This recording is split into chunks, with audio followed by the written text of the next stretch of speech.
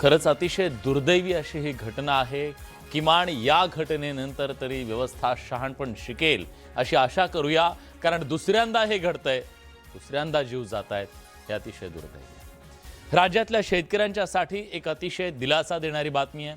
महायुती सरकारच्या पुण्यश्लोक अहिल्यादेवी होळकर शेतकरी कर्जमुक्ती योजनेअंतर्गत कर्जमाफीचा दुसरा हप्ता वितरित करण्यात आला।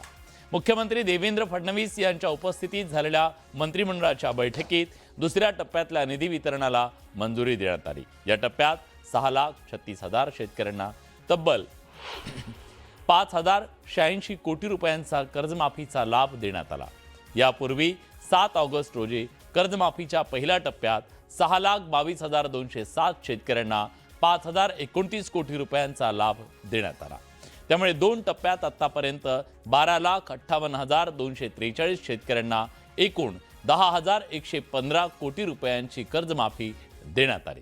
राज्य सरकारच्या या योजनेअंतर्गत एकूण 56 लाख शेतकऱ्यांना लाभ देण्याचं नियोजन आहे।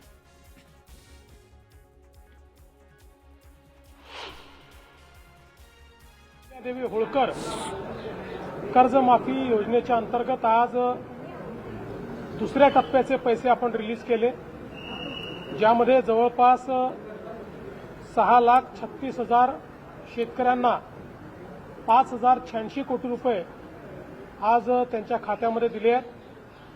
2 टप्पे मिळून 12,56,000 शेतकऱ्यांना आता कर्जमाफी मिळाली आहे आणि 10,115 कोटी रुपये हे शेतकऱ्यांच्या खात्यामध्ये गेले आहेत। यापूर्वी देखील 6 लाखापेक्षा जास्त शेतकऱ्यांना त्याचा फायदा झाला आहे।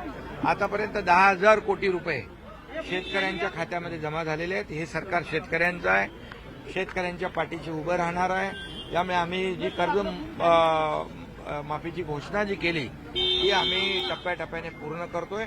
आम्ही दिलेला शब्द पाळणारं महायुती सरकार आहे आणि म्हणून आम्ही नेहमीच सांगतो की महाराष्ट्राच्या तिजोरीवर पहिला अधिकार बळीराजाचा आहे आणि म्हणून बळीराजाच्या मागं उभं राहण्याचं काम आमचं सरकार करतं।